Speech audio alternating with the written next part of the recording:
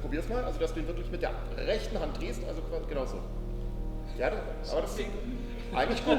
Eigentlich gut. Ich finde, es ist ein Thema, Glaube, Religion, Göttlichkeit, was auch immer das sein mag, was in der Rezeptionsgeschichte des Stückes ein bisschen unterbelichtet ist. Also gerade seit Georges Benachon als theoretische Ausformulierung, aber dann auch Joachim Herz und Charles Roux als wirklich szenische Ausformulierung, hat sich schon so eine Art von Deutungshistorie des Werkes ergeben, das sehr stark auf eine Art postmarxistische Lesart abhebt. Und das finde ich auch sehr berechtigt. Ich fand aber, dass die Fragen, die sozusagen metaphysischen Fragen, die das Stück auch aufwirft, nach Unendlichkeit, nach der Position des Menschen in seiner ganzen Endlichkeit, all das sind ja sozusagen sehr, sehr zentrale, ich sage immer Menschheitskränkungen eigentlich, die völlig unabhängig von jeder politischen Situation existieren, so, die selbst in einer idealen Gesellschaft ja nicht verschwinden würden.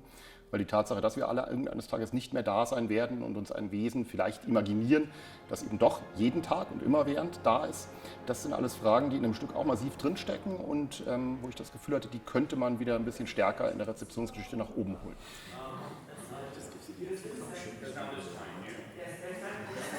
Das Werk ist ja auch offiziell gar nicht der erste Teil oder der erste Abend des Ring des Nibelungen, sondern Wagner hat es einen Vorabend genannt.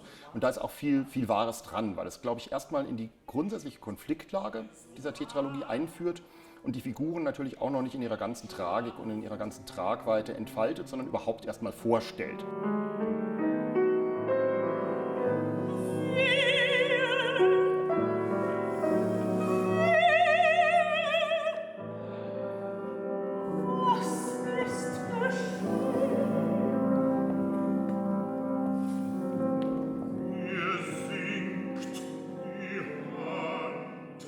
Bei Wotan ist, glaube ich, angedeutet, nicht nur ein gewisses Machtbewusstsein, sondern auch ein Leiden an seiner Funktion oder auch in seiner Position als Gott, was aber nicht nur eine gesellschaftliche oder politische Position ist, sondern, so wie ich ihn hier lese, eben auch fast ein Daseinsmodell, nämlich eine Figur, die unsterblich ist, mit all den Problemen, die das mit sich bringt. Also wir lernen ihn kennen als jemand, der Versprechen gemacht hat, von denen er dachte, naja, in der Zukunft werde ich die schon irgendwie, es wird sich schon eine Lösung finden, um da wieder rauszukommen. Also all das sind so Dinge, die ja auch Menschen, die über den Tag vielleicht nicht hinausdenken, weil sie denken, da kommen noch unsterblich viele und unendlich viele, ähnlich handeln. Wotan mag darin recht haben, wenn er wirklich ein unendlicher, unsterblicher Gott ist, dann hat er wirklich alle Zeit der Welt, aber er ist darin eben auch metaphorisch für eine ganze Menge von allzu menschlichen Verhaltensweisen, könnte man sagen.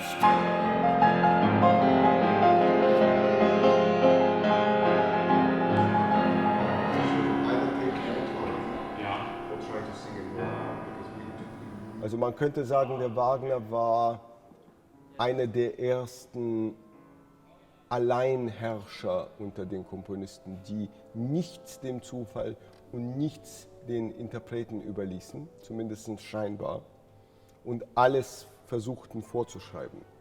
Gleichzeitig wissen wir natürlich, dass der Wagner sehr abhängig war von seinen Interpreten, denn er schrieb für ideale Interpreten der Zukunft, die es damals noch nicht gab. Das Ganze ist begleitet von einem ungewöhnlich großen Orchester. So große Orchester wie dieses hat es damals definitiv noch nicht gegeben. Und wenn, dann nur auf Konzertbühne, aber nicht im Orchestergraben. Mit vielen zusätzlichen Instrumenten. So, wir beginnen an Ziffer 64, habe ich gesagt. Ja, Ziffer 64. Wir sind da, Wladimir. Wir haben 18 Ambosse und die sind definitiv nicht im Graben zu platzieren, sondern auf einer Unterbühne, von wo sie akustisch verstärkt werden und dann so über die Lautsprecher auf die Bühne gelangen, dass wir eine ganze Nibelungen-Werkstatt hören. Und das wird tatsächlich von insgesamt 11 Schlagzeugern gespielt. Das ist auch eine ziemliche Aufgabe für unser Schlagzeuger, das nötige Material zu besorgen. Das heißt, wir benutzen teilweise die richtigen Ambosse und teilweise sind das einfach abgeschnittene Gleise und ja, verschiedene Junk-Metal-Stücke, die unterschiedliche Tonhöhen haben und es wird so ein ganzes Amboss-Orchester entstehen. Ja, also wir fahren jetzt nach Nibelheim. Okay, alle jetzt, ja? 2 Takte. 1, 2, 3, 2, 2, 3.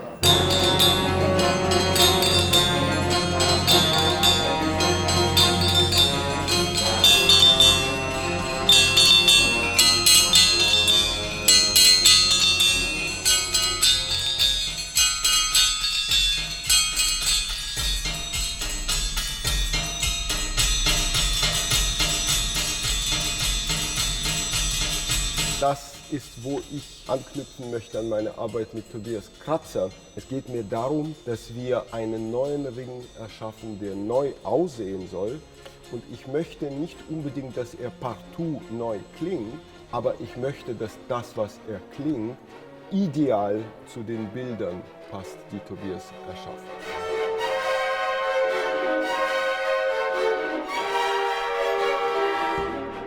Im Grunde ist ja jede Ringinszenierung auch irgendwie Special Effekt. Also insbesondere Rheingold stellt ja sozusagen bühnenpraktische Anforderungen, die erstmal gar nicht erfüllbar sind, weil es eben erstmal noch nicht auf eine reale Machbarkeit hin berechnet ist, sondern erstmal so Entwürfe, fast wie bei einem Lesedrama oder so in die Zukunft hinein projiziert. Mir ist wichtig, sozusagen über alle Effekte oder Nicht-Effekte hinweg, eigentlich erstmal die reale Präsenz von Magie in dieser Welt anzunehmen, als Arbeitshypothese. Das finde ich erstmal sehr wichtig. Dann gibt es im Rheingold 2 Zwischenspiele, die sind gar nicht so lang, also jeweils so 2 bis 2,5 Minuten, in denen sehr, sehr klangmalerisch präzise der Weg von der Götterburg oder den Bergeshöhen, auf denen Wotan auf den Einzug in seine Götterburg wartet, bis hinunter nach Nibelheim, also dort, wo Alberich gerade den Ring schmiedet, beschrieben wurde. Ich finde das Entscheidende daran, dass hier Wotan, also in unserer Setzung ja wirklich der Gott Wotan, seinen Sitz verlässt und hinunter in die Welt kommt.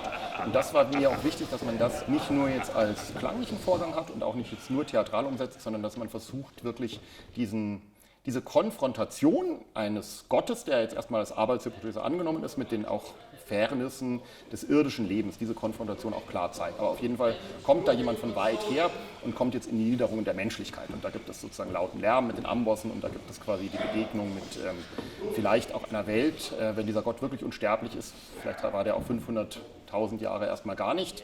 Und das haben wir versucht zu visualisieren, tatsächlich in 2 kurzen Filmsequenzen, die man dann auch nicht mehr wirklich in der realen Welt alleine drehen konnte, sondern in denen es so eine schnelle Bilderfolge gibt, so eine schnelle auch Wanderung durch die gesamte Welt, dass wir das in so einem digitalen Studio eigentlich gedreht haben, wo es große LED-Screens gibt, in denen man das mit relativ komplizierten Mitteln, aber dann doch einfach drehen kann.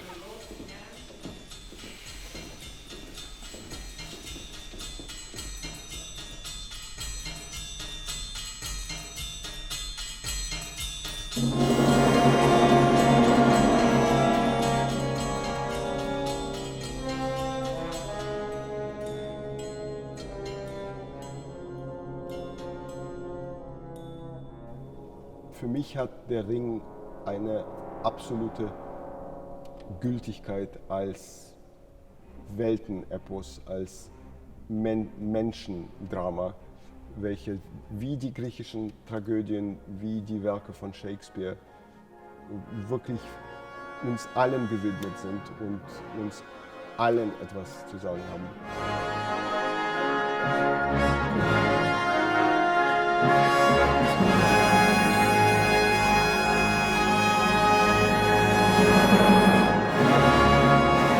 Ich versuche jetzt nicht eine rein tagesaktuelle Deutung bei diesem Stück zu machen, sondern tatsächlich eher eine größere, breitere metaphysische Fragestellung aufzumachen. Ich weiß auch gar nicht, ob es tatsächlich um Glauben geht oder eher um Fragen, die sozusagen der Glaube vielleicht auch parallel zum Ring beantwortet. Also Glauben ist ja jetzt auch an sich nicht notgedrungen ein zentrales Thema, sondern manchmal auch eine Antwort auf ganz andere Themen und Fragestellungen.